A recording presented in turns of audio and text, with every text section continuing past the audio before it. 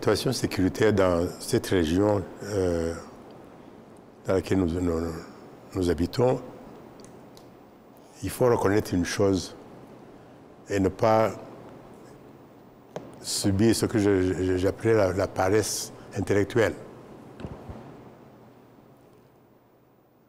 Quand on regarde dans l'histoire, très proche, je ne veux pas tellement m'attarder sur l'histoire coloniale ou autre, mais il y a 30 ans, quand le génocide contre les Tutsis était perpétré dans ce pays,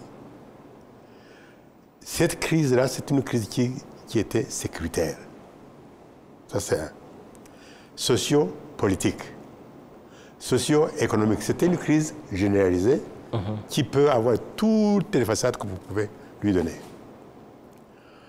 Dans ce cadre d'insécurité totale, généralisée,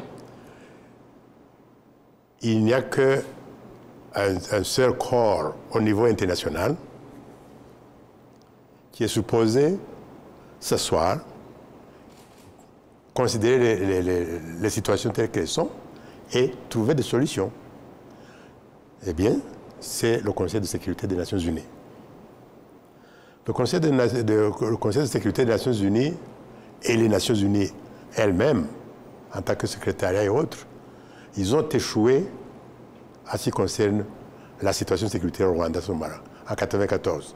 Avant, pendant et quelque peu après. Alors, cet échec a été et reste toujours la source de cette insécurité dans la région.